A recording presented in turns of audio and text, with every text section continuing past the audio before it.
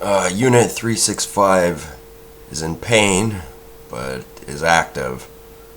Um, it's all superficial, so I will recover. Don't feel super amazing. I got a violent cough right now, as well as the sore throat thing I've been complaining about, which is drug-induced by the medicine given to me by mental health. I have been deemed a threat to society. This I know because of the type of names I'm being called on the internet and just the general atmosphere that I have to live in.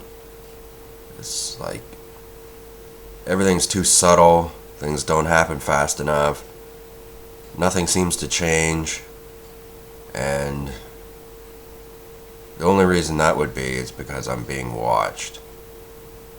Now, I got the shitty job of, let's use a caricature, like an Imperial probe droid. I've been sent to a planet to investigate and tell intelligence back to head base. I've gathered my intelligence and I've figured out what the problem is around here, and I'm left with the unfortunate job of explaining to people exactly what's wrong. Now, we don't live in a society that's actually free speech. We live in a society where you have free speech if you are ignorant. You can say whatever you want if you're ignorant. But if you know stuff about the world, know stuff about psychology, then you have to keep your mouth shut. Most people who know about psychology, know things about the world, keep their mouth shut because of their occupation, because of their position in society. I don't have those positions in society. I just figured this shit out on my own. And one of the things I figured out is that a lot of people know this actually. It's not that well kept a secret. Racism is live and rampant in the world. And something as simple as more Asians coming to Vancouver is racist. They could be as nice as pie, just living their day-to-day lives. There's nothing wrong with them, but they are, in fact, a civilian occupation force. If they're taking all the housing, taking all the good jobs, and then some people will go, well, you white people don't want to do those jobs. We'll have a talk about that later. Right now, we have to deal with the situation that the Asians want to increase civilian occupation numbers, and some of those are going to be foot soldiers. There's no doubt about that. They don't wear gang colors like other people do, and they don't make themselves obvious, but they're there. It is an act of terrorism against white people. And this all stems from when, years and years ago, when it was deemed that Vancouver should take the brunt of an Asian civilian occupation force. And I suspect, I could be wrong, this has to do with the New York Rangers and when the Vancouver Canucks played them. Because New York, although has an Asian population, has nowhere near the one we do. I am against this for a number of reasons. Number one, I believe they won the Stanley Cup unfairly against the Vancouver Canucks. A lot of people aren't going to agree with that, but I don't care what you think. Not only that, but on another note, I don't like New York because they're in possession of a Lox Kalam boat that does not belong to them. It is not an American boat. It's not American soil. It doesn't belong in their museum. It belongs here in Vancouver. And I am going to bring it back one way or another. So it's a string of topics that have all combined into one that I'm going to discuss in this video. I'm not a fan of the new Canucks, relatively new Canucks logo. I don't like it. There's something underlying racism about it. And it doesn't matter that all the Canuck players are white. It really doesn't. Like, that's not a big deal to me. I don't understand the politics of hockey, but You know, I don't like going to a hockey game, and the majority of the people that are going there are Asian, rich Asians. That's okay. It's a little racist on my part, but they're so much more racist than we are. Back in Hong Kong, they're even more racist, and back in mainland China, they're like 1,000 times more racist than them. So you know, it's all relative. I mean, if you're an Asian and you obey the law, you're a good person and all that, but you want to bring in your Asian buddies from Hong Kong to here, and they all do. They all go, well, I have family members back in Hong Kong. I want to bring them here to Vancouver, blah, blah, blah. That's an act of terrorism because you're increasing your foot soldier level and your just general presence of being here level. And that is something that a lot of white people can't get their minds around because of what we call mechanisms of control. They pull the race card out every time. It's a simple answer, and it usually stops people dead in their tracks. Like, you can't bring up racism and all that in most workplaces because it's immediately shut down. Like, there's no conversation. It's just no. And the conversation ends. But you have to think past your immediate occupation standards. You can't be trapped in a small building and forced to conform just so you can make a buck. Because there's some people out there that are smart enough that, you know, they don't have to be anchored down at one particular job. I'm one of these people. I'm young, and I can get a job someplace else. As it were, the place I work is my base of operations. I make a not bad living there. It's an easy job. I don't feel like anything's really the problem or anything like that. I don't feel intellectually stimulated while I'm being there, mostly because of my social conversations I have with people there, and just my job description. But, you know, not everything's perfect. But there's no reason that that can't change. Like, yeah, it's a very complicated situation I'm in. And the other thing is, getting back to terrorism, you will be deemed a terrorist if you react or take action towards any of this Asian influx, civilian occupation force. Even though that's the racist thing, if you do something, you will be the terrorist. You'll be the one in the wrong. So we have to use our brains to outsmart these people, because what they do is, if you act out specifically violently or whatever, they will either throw you in the mental hospital or the prison. Now, I don't have much experience of going to prison, so I have no idea what that bag of horrors is like. But in the mental hospital, especially if you're a violent offender and you're an involuntary patient, it's mostly for people who can't construct their thoughts properly but have done something that has deemed them to be hospitalized. Now, some people need to be. Some people have legitimate mental problems, and they need to resolve those things, and sometimes it means, you know, the doctors being not nice to them. But with me, a simple talking to a long time ago would have solved a lot of my problems, and I hardly did anything. But all I get is a teaspoon of their medicine, of their treatment, every 3 weeks. Literally a teaspoon. But that's enough for me to decipher exactly what's going on. Because if you're deemed an involuntary patient, particularly if you're a violent offender, you'll go deep dark into the recesses of a mental health hospital. And when you go in there, you will experience horror, and the only people who will hear you scream will be people who don't care. So that's a scary promise. And you may have been absolutely correct in your actions, but they won't care because it doesn't fit in with PC politics. They don't want to hear what you got to say. Me, on the other hand, I'm different. Like, it's all in here that's the problem for them. It's my ability to solve problems, to get around them. If they're going to increase their civilian troop numbers, there's no reason I can't call up a few American buddies to come up here and live here for a while. White American buddies. I mean, I know they're busy dealing with the blacks down there and the Latinos and all that, but if they're here to listen to me, then perhaps they will come up here and give us a hand because we're dealing with the Asians. Our troop levels here are relatively low. Crime is... Actually, I hear Vancouver's more violent than New York, but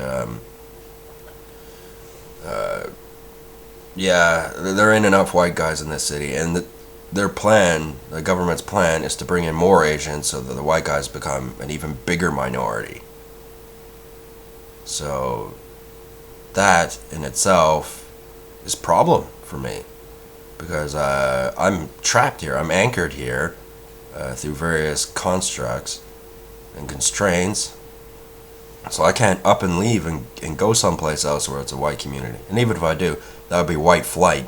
And white flight, although has to be done sometimes, that's really abandoning your post. Let's face it, you drafted, motherfucker. And you ain't got a choice. You gotta do your stinking duty. So, although I'm left with a shitty job,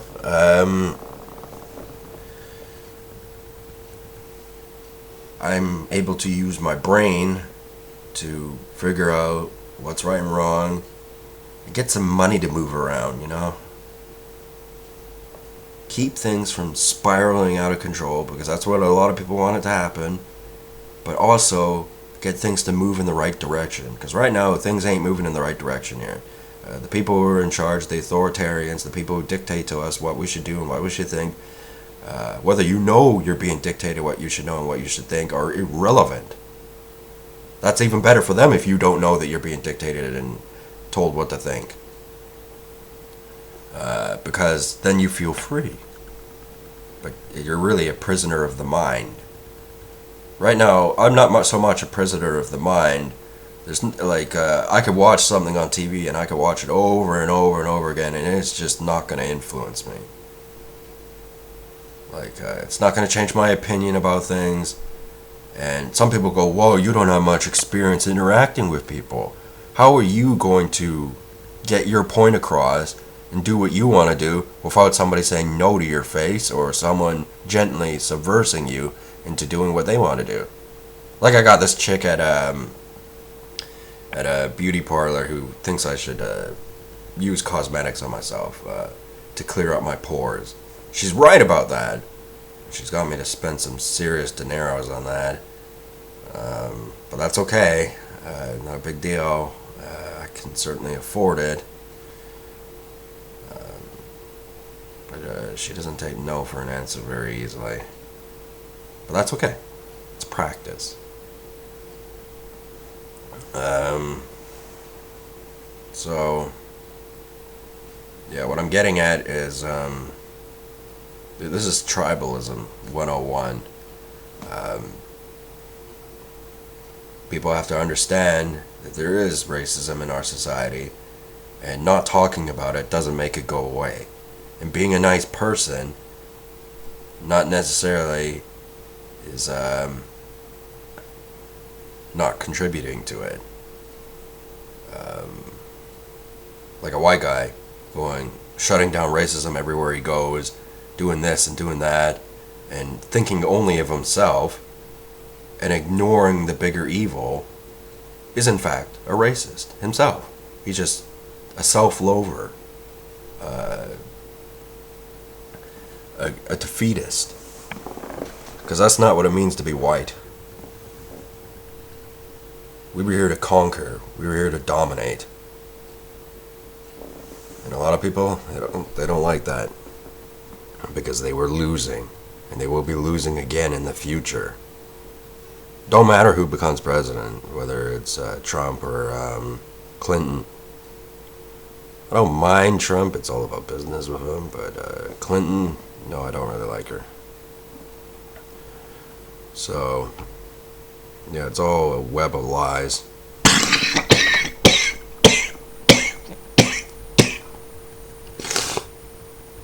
Oh, fuck, am I in pain. I have reason to believe the government gave me this cough, and it fucking hurts.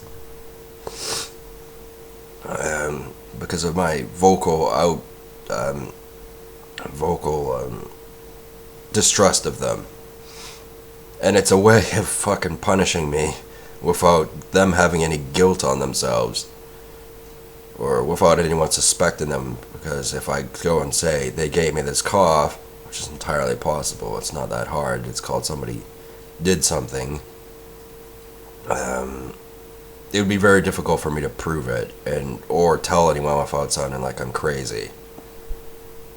But I'm telling you, you don't get called the kind of names I've been called on the internet and have people act around you in a certain fashion for so long without it meaning something. So, yes, I do have problem. And I'm not going to sit back and just do nothing while this influx of Asian migrants show up here and be told I'm a racist because I don't want them here. And I know there are going to be other people who can agree upon me. And not only that, can elaborate on the ideas I've brought up. Because although it's a pinch of racism to say we don't want more Asians here, clogging up our medical system, clogging up our education system, taking positions of in society where they know more about things than we do, and they are racist. They're not quite the same kind of racist we are, but they are. So that doesn't make them better. It doesn't make them, nicer people. It just means they can put a smile on their face while they're stabbing you in the back. I know all about it. I've had Asian doctors before, and I could see the racism in them. They think they're so much smarter, and they're not. I mean, my GP, I really like her, but she going to hell. That is a promise.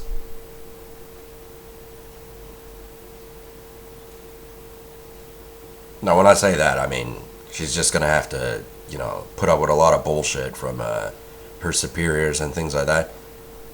Because it was her fault I learned about TECTA and the real reason behind it. That it induces pain to discourage you from drinking. And that she lied to me about that. And the reason people think she can get away with that is because she's a doctor. Well, I'm afraid that's not true. Because the public can make doctors accountable for their actions. They can make Big Pharma accountable for its actions by simply nobody buys TECTA. TECTA is a voluntary drug, although it might not be for me because I don't know what they're splishing in my medicine and my antipsychotic, but TECTA itself is a voluntary medicine, and I'm going to tell people who have that option of not taking it not to take it. Sure, it repairs the stomach lining and it helps reduce acid, but it induces inflammation, which will put you in more discomfort in order to trick you into not wanting to drink anymore, which is part of the reason why you have a sore throat in the first place, similar to me. But it's still deceptive, it's still misleading, and they still don't know the entirety of the effects of this medicine. They think they do, but they don't. So anyway, in contrast, there's some racism that has to be dealt with in our society. And people need to be aware of these sort of things. And in order to do that, we have to loosen the hand of the people who are in charge, because they're making decisions that do not benefit us. They benefit themselves and themselves alone. So if we all work together to resolve this problem, then things will work out. Now, I can see the Asians not liking it because they want to dominate, they want to control. This is supposed to be their century. Well, I got bad news for you. It isn't. We lied to you. And if the people who were authoritarian were honestly telling you the truth, then they were ignorant, and they couldn't help it because they thought they were telling the truth. But in fact, they were wrong because they're not making the decisions. Not anymore. So, anyway, hated this video and never want to see it again? Hit unsubscribe! Because I don't give a rat's ass if you watch my videos or not. I'm gonna keep talking, and I'm gonna keep saying what I'm gonna say anyway. So, oh, by the way, I'm not using Twitter and I'm not using Tumblr. I refuse to use those products. If social media is going, hey, why aren't you using Twitter like a parrot? Why aren't you doing blah, blah, blah? No. And I'm not playing Pokemon Go either. I called it 6 months ago. I said Pokemon cards would be back, which was kind of true, and I gave a reason for that. It's because it was the 20th anniversary of in Japan. I knew they would make a comeback. I didn't know exactly in what form, but I called it. Anyway, I'm not playing Pokemon Go. I'm not playing Twitter. I'm never going to. I just want someone to give me the gist of it so that, I know what it is, but I don't actually have to play it. So anyway, I've talked about a few subjects today. I'm going to continue making videos of this sort in the future to get my point across, because people need to be more consciously aware of who they are as a person and who they are as a race. Because if you're not, you're going to get treated like shit, and they'll have you smiling and thinking it's great. Well, I got news for you. It's not. So, I'll see you guys later. Good day.